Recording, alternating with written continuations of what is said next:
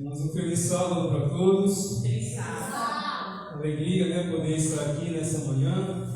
Agradeço ao bom Deus pelo privilégio. Agradeço também, irmão Joel, pelo convite. E no momento onde nós vamos abrir a palavra do Senhor, é sempre um grande privilégio, não é isso?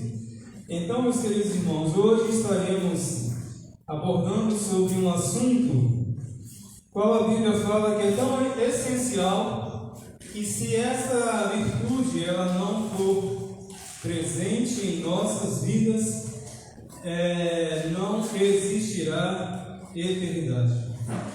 A Bíblia ela nos apresenta que, por exemplo, sem fé é impossível agradar a Deus, no livro de Deus está escrito isso. A Bíblia fala também que precisamos nos arrepender, precisamos nos converter, precisamos ser lavados pelo sangue do Cordeiro de Deus para ter direito um dia à árvore da vida, entrar na cidade santa pelas portas. Contudo, sobre o assunto de hoje, é algo que é pouco falado na verdade, mas é algo tão essencial, irmãos, tão importante para a vida vitoriosa de um cristão. E o primeiro texto eu convido que você abra comigo no livro de Provérbios, capítulo 16. Vamos estar aqui introduzindo, falando sobre o primeiro texto bíblico, Provérbios 16, e o verso é o verso 32, irmãos. Então, Provérbios 16, verso 32, sobre este assunto que estaremos abordando os momentos que se seguem. Verso 32. Mas antes, feche seus olhos e rápido oremos ao Senhor mais uma vez. Grande Deus, graças te damos, porque tua santa palavra está aberta diante de nós. Vamos abordar esse assunto, Pai, que o Espírito Santo, prometido a todos nós, seja conosco para que a tua mensagem, a tua palavra, venha de encontro às nossas necessidades, em nome de Jesus. Amém. Verso 32, acompanhe comigo. Melhor é o paciente do que o valente, e o que controla o seu espírito do que aquele que toma uma cidade. Domínio próprio e a salvação. É sobre isso que estaremos abordando alguns textos bíblicos e também o Espírito de profecia nesta manhã. Então, o sábio Salomão disse aqui que para Deus é melhor aquele que tem domínio próprio, ou seja, que domina o seu espírito. Para Deus é mais importante do que aquele que conquista uma cidade, do que um herói de guerra. Então, é mais importante para Deus. E por que, irmãos, é tão essencial a virtude do domínio próprio na vida de um servo e de uma serva de Deus? Vocês sabiam que a ciência secular ela tem se debruçado nos últimos anos para estudar realmente sobre o que torna a vida realizada, feliz, o que realmente é capaz de curar um dos males do século, que é as doenças de cunho mental. E ao estudar, cientistas chegaram à seguinte conclusão, depois de anos de estudo, que o domínio próprio elevado ou o domínio próprio diminuído tem os seus efeitos, tanto positivos como negativos na vida de uma pessoa. Se o sábio Salomão disse que é mais importante aquele que domina o seu espírito do que o que conquista uma cidade, então é uma importância que a Bíblia, desde o Antigo Testamento, nos dá a respeito do domínio próprio e em que pode interferir ou contribuir para a nossa salvação, irmãos. Aonde está a sua contribuição e, ao mesmo tempo, o seu prejuízo para aquele que não o exerce? A conclusão que a ciência moderna tem chegado é que, depois de anos de estudo a respeito do comportamento humano, é que o domínio próprio, a falta ou a ausência do domínio próprio na vida de uma pessoa, é o principal responsável até pelas enfermidades físicas e mentais na vida humana. Essa é uma conclusão científica.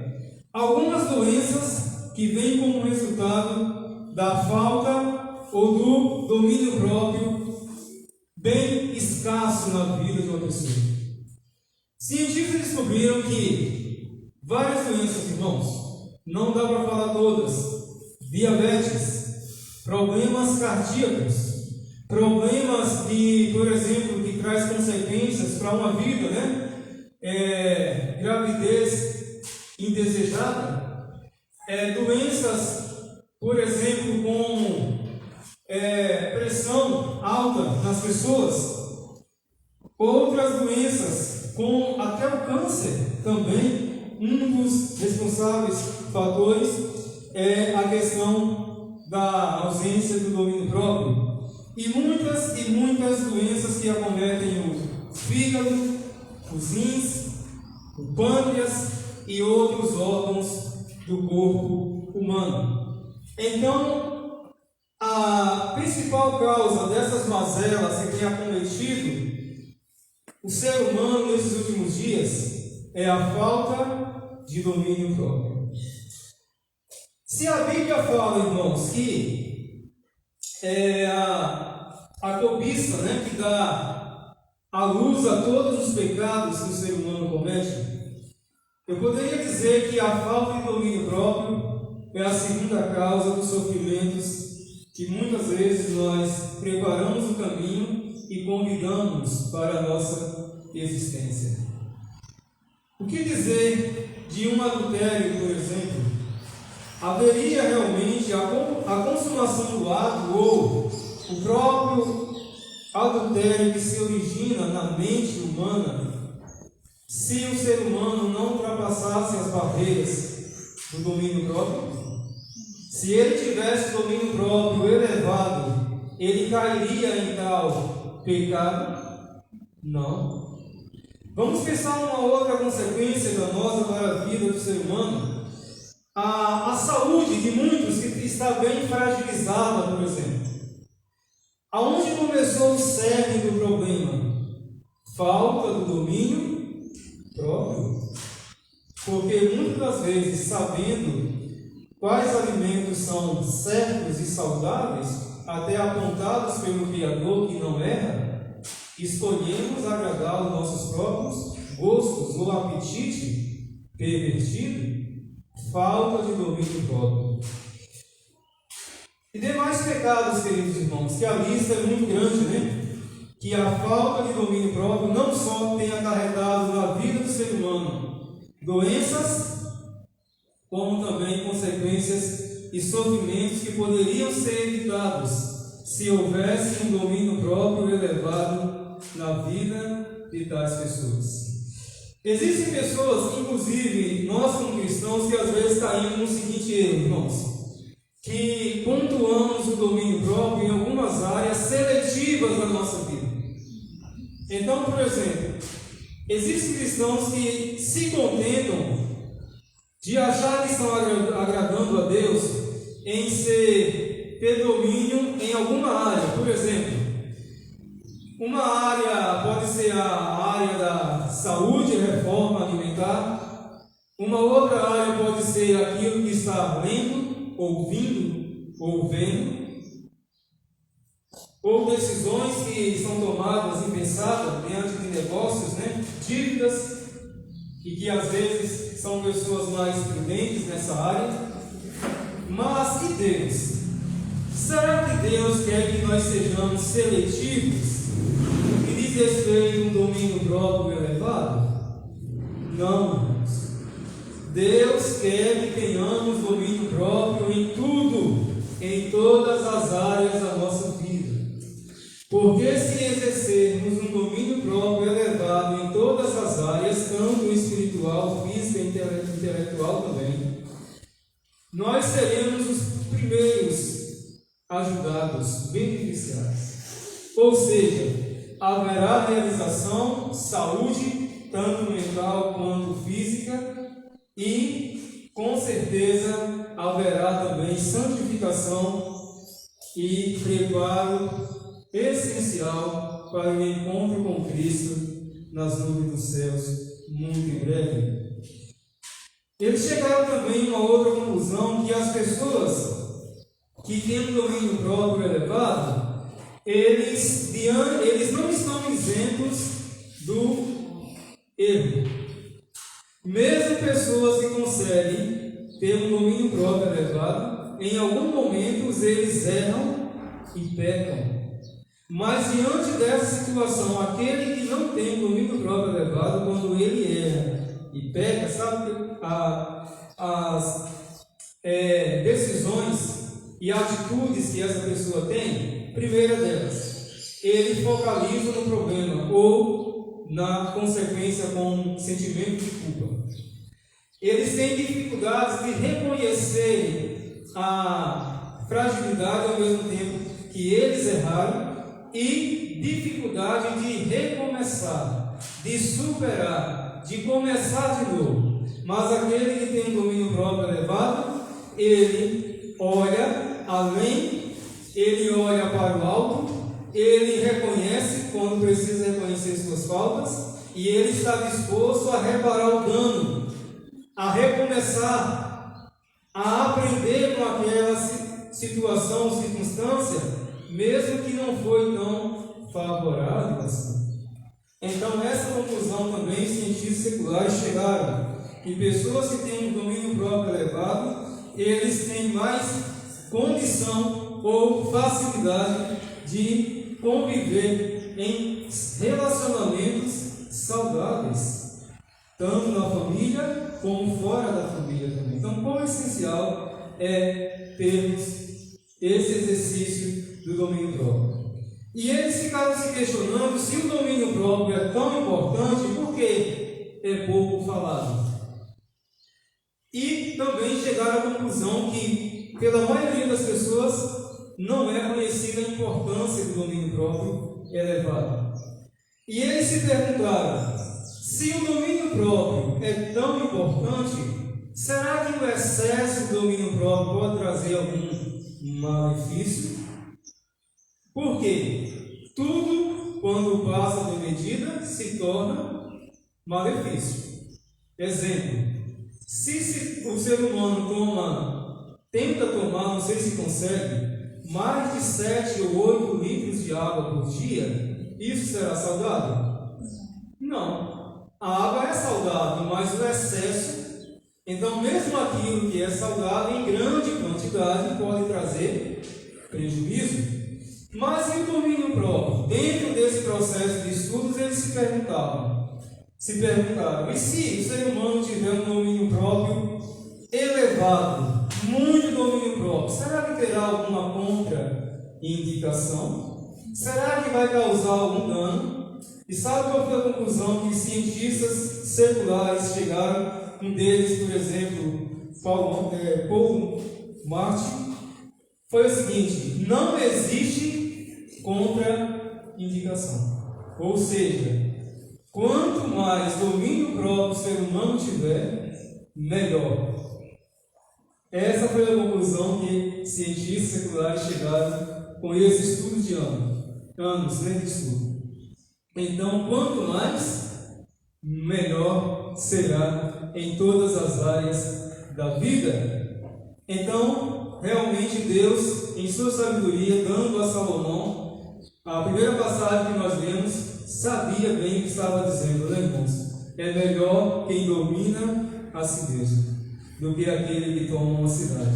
E nós sabemos, irmãos, que o maior desafio que nós temos que enfrentar todos os dias consiste no domínio de si mesmo. O domínio das nossas vontades, de nossos desejos. O domínio é o exercício da temperança, que quer dizer exatamente domínio próprio elevado em tudo. Mas o que mais a Bíblia tem a dizer sobre isso? Convido você a abrir agora em Romanos. Romanos capítulo 7, irmãos. E vejamos essa passagem aí, Romanos capítulo 7, verso 18 a 20, e depois o verso 24. Olha só o que diz a palavra de Deus nessa questão do domínio próprio, ter o domínio de si mesmo, né? O ser humano quão essencial e precisa dominar-se em tudo. Verso 18 diz assim: porque eu sei que em mim, isto é, na minha carne, não habita bem algum. E com efeito querer estar em mim, mas não consigo realizar o bem. Verso 19: porque não faço o bem que quero, mas o mal que não quero, esse faço. Ora, se eu faço o que não quero, já não faço eu, mas o pecado que habita em mim. E o versículo 24 diz assim: miserável homem que sou, quem me livrará do corpo dessa morte? Quem de nós, em algum momento, irmãos, não vivemos uma experiência semelhante ao dilema que Paulo enfrentava? E aqui ele demonstra nessa passagem: o querer o bem está em mim, mas não consigo efetuar. Não é essa também a nossa luta e a nossa conquista que deve existir a cada dia? Quantas das vezes nós queremos fazer o bem, mas acabamos fazendo o mal? E aqui ele fala no verso 24, né? Desventurado homem que sou, ou miserável homem que sou. Vocês lembram de uma outra passagem bíblica que é usada essa mesma palavra, miserável? Alguém lembra? Aonde está escrito? Apocalipse 3,17, irmãos. A carta, a mensagem de Cristo para mim e para você, a última igreja, a igreja de Deus que estaria vivendo os últimos dias, a última fase do cristianismo aqui nesse mundo. E aqui, nesse verso 17, você não sabe que é um miserável, desgraçado, pobre, cego e nu. Então, mostrando aí a condição dos laodiceanos, né?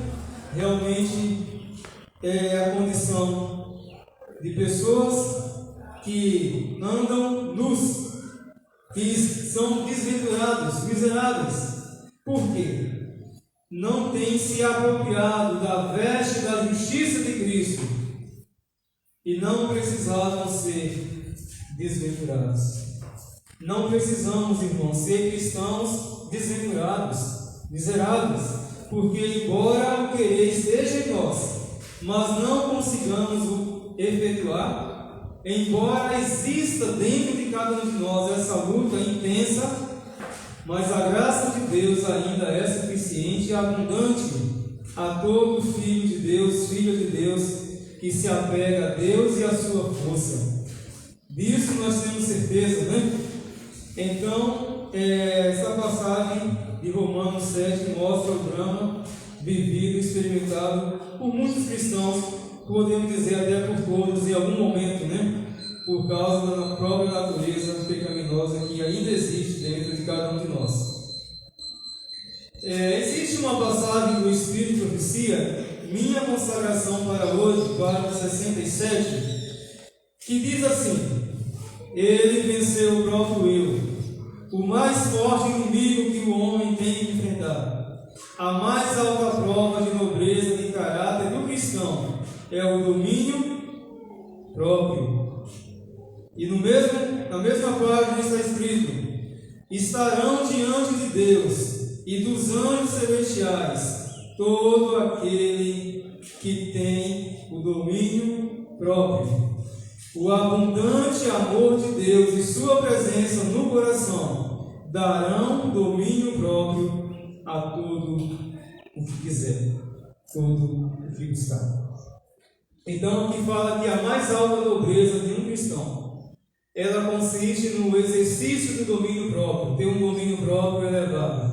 E é tão essencial que diz que estes irão participar com os anjos celestiais das mansões eternas. Aqueles que não sabem o que significa dominar a si mesmo, ter pela graça de Deus o domínio dos impulsos pecaminosos, das paixões carnais, para estes não existe nenhuma promessa. Mas todo aquele que pela graça de Deus tem alcançado essa proeza, essa virtude maravilhosa, estarão diante de Deus e diante dos anjos celestiais. Então essa é uma das condições que Deus espera ver na vida de cada um de nós. E aqui termina esse parágrafo dizendo que é o abundante amor de Deus e a sua presença no coração que nos dá o domínio próprio. Sendo assim, domínio próprio não é resultado da busca e do desejo humano unicamente. Não.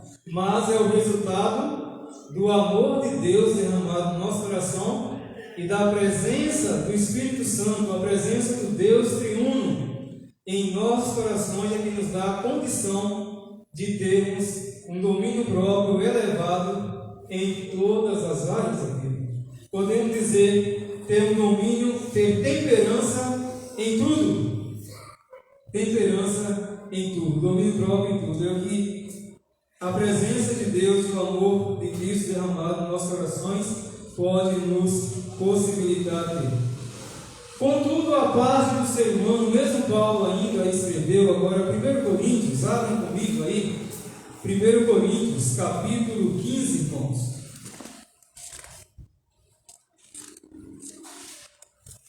1 Coríntios 15, verso 31, vejamos o que está escrito aí nessa passagem. 15, verso 31, diz assim: eu protesto que cada dia morro, gloriando-me em vós, irmãos, por Cristo Jesus, nosso Senhor. Essa deve ser a experiência de todo cristão, irmãos. Todo filho e filha de Deus que almeja transpor os portais da cidade santa naquele dia. Receber a coroa da imortalidade. Cada dia morro. Então, Paulo estava falando que para que exercesse o domínio próprio de forma tão grandiosa em sua vida, era requerido dele essa morte diária, contínua. A luta que ele tinha que travar contra a sua própria vontade, seus próprios desejos. Cada dia morro. Essa é a parte a ser desempenhada do ser humano. Poderíamos falar aqui vários exemplos, irmãos, de pessoas que tiveram domínio próprio elevado na Bíblia e outras que tiveram domínio próprio bem resumido, bem fragilizado. Mas, para o término da mensagem de hoje, falar de dois exemplos. O próprio Paulo, um exemplo de uma pessoa que teve um domínio próprio elevado e que mesmo na hora da morte, ele manteve esse domínio próprio elevado. Mas também, em contraste, podemos falar daquele que deu ordem para a execução do Filho de Deus, de Paulo, Nero. Então, o que é que nós sabemos a respeito de Paulo e de Nero? Ali estava diante de Nero o prisioneiro. Uma pessoa com as vestes, quem sabe ali, rotas, rasgadas, um homem simples, mas a sua fisionomia exalava paz celestial, demonstrava a serenidade de alguém que estava diante da morte, mas estava em paz com Deus. Por outro lado, na fisionomia do monarca Nero, o que podia ser encontrado de benefício? Nenhum benefício. Você conhece alguém que, ao olhar para a sua fisionomia, parece que não encontra nada de bom? Nero era esse. Sua fisionomia, seu comportamento naquele momento, demonstrava alguém que era controlado pelo orgulho, pelos próprios desejos, alguém escravo da paixão, escravo dos vícios, que aprendera a viver para agradar tão somente a si mesmo. Alguém que exalava maldade, violência, impureza e tudo o que não presta. Então, meus queridos irmãos, aqui está o exemplo de alguém com um domínio próprio tão elevado como Paulo, e um exemplo contrário, que teve uma ausência do domínio próprio, que foi nele, né? Aqui nos diz o seguinte, mais um texto: para que a pessoa seja enobrecida e preparada para as mansões celestiais, eles terão dois atributos. Primeiro atributo, está escrito isso em Fé e Obras, página 77. Todo aquele que almeja entrar nas mansões eternas precisa ter alto sacrifício, abnegação e domínio próprio, domínio de si mesmo. Então responda para você mesmo: tem você vivido a experiência de exercer um domínio próprio elevado pela graça de Deus? Ou você tem sido uma pessoa que se assemelha mais a esse segundo personagem aqui do qual falei, Nero, que vivia para si mesmo e que realmente sua fisionomia não exalava nada que fosse bom, que fosse bênção para seus semelhantes? Não esqueça de uma coisa, meu querido irmão, minha querida irmã. É uma das condições que Deus espera ver em cada um de nós. Se queremos entrar nas mansões eternas, esses dois atributos precisam existir em nós hoje: auto-sacrifício, abnegação, negar a si mesmo, e também domínio próprio. Isso nós precisamos. E com esse pensamento eu termino a mensagem de hoje. A luz dada por Deus, que está em Conselho sobre Saúde, página 447. Conselho sobre Saúde, página 447. A luz dada por Deus com relação à reforma de saúde destina-se à nossa salvação e à salvação do mundo. A luz dada por Deus com relação à reforma de saúde destina-se à nossa salvação e à salvação do mundo. Porque muitas das vezes nós não temos dado a devida importância a essa luz tão especial que Deus deu para o seu povo em todos os tempos. Poderíamos nós realmente acatar essa luz e vivê-la se não exercermos o domínio próprio? Se não tivermos um domínio próprio elevado, irmãos, em nossas vidas? É impossível.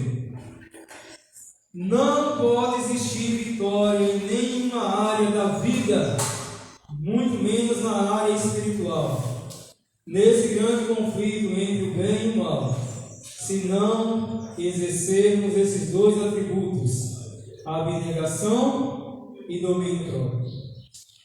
E você não esqueça, meus queridos irmãos, que é a graça de Cristo presente no nosso coração e é que nos dá a vitória nos dá a alegria e o privilégio de termos um domínio próprio e elevado. Primeiro que eu li, primeira passagem, o Espírito de Profecia diz que ele venceu. Ele venceu primeiro. Aonde o ser humano caiu, Cristo venceu. Sabe o que significa a vitória de Cristo para mim e para você? Que a minha e a sua vitória já está assegurada. Que nós não temos nenhum motivo para sermos perdedores, para sermos fracassados, para não exercermos o domínio próprio em todas as áreas. Nós não temos esse direito. Porque se assim nós pensarmos, nós estamos limitando a graça de Deus. Nós estamos colocando o poder de Deus como insuficiente para nos amparar, para nos ajudar, para nos auxiliar, para que esses atributos sejam realidade em nossa vida. O meu desejo hoje é que essa graça transformadora, que resulta da presença de Cristo no nosso coração, possa nos tornar cada dia mais cidadãos da pátria celestial. Amém? Para isso vamos cantar um hino que fala que a graça de Cristo está disponível e oferecida a todos nós, que é o número 4 de nosso cenário. Número 4, com esse hino a gente termina e em seguida com a oração final. Número 4.